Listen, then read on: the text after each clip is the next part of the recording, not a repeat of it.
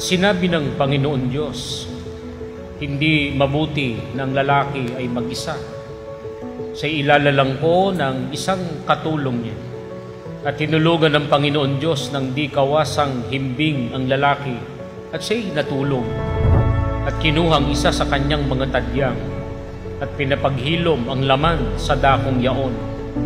At ang tadyang na kinuha ng Panginoon Diyos sa lalaki ay ginawang isang babae at ito'y dinala niya sa lalaki. At sila'y binasbasan ng Diyos.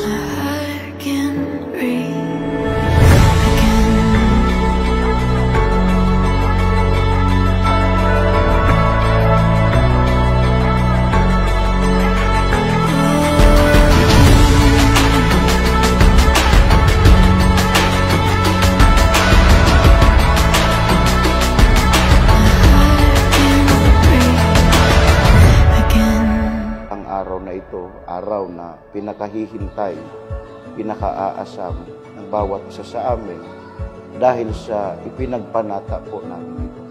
Kaya napakasarap po sa pakiramdam na dumating ang araw na ito. Isa lang ang maipapangako ko sa babaeng makakasalan.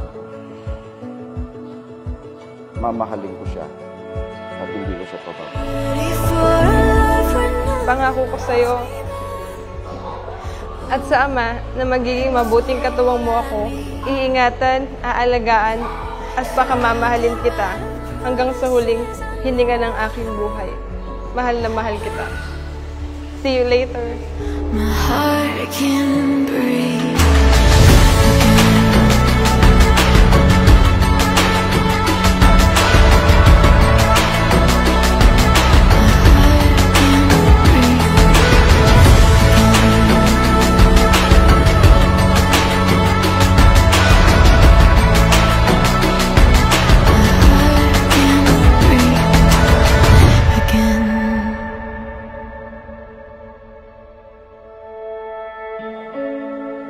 Maipapangako ko lang sa'yo at sa Ama na iingatan, aalagaan, at pakamamahalin kita. Hanggang sa lahat, mapapalayo man ako sa pamilya ko. Pero mas malalapit ako sa Ama dahil ikaw, pangako ko sa'yo na magiging mabuting katuwang mo ako sa pagtupad mo ng banal na pangako. Dahil naman kita.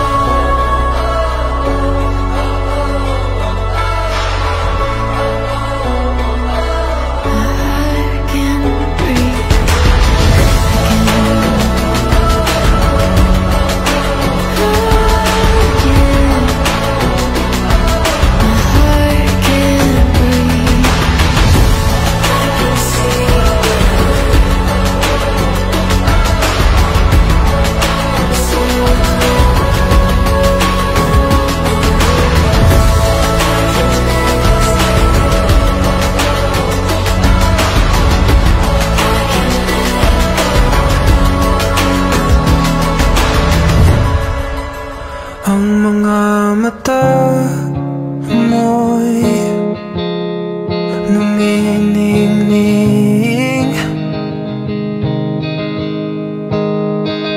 parang lang ako'y nakatingin sa mga bituin. Haharap na tayo sa Diyos. Bubuklo rin tayo ng kanyang katotohanan. Lahat ng maririnig mo, pangangako sa Diyos yun, kailanman na hindi ko babalik. Panghawakan mo yun, at mamahalin kita na. Pwede ba, makasama ka hanggang tayo'y matanda na, dahil ikaw ang aking mahal at walang iba pa. Pwede ba makasama ka hanggang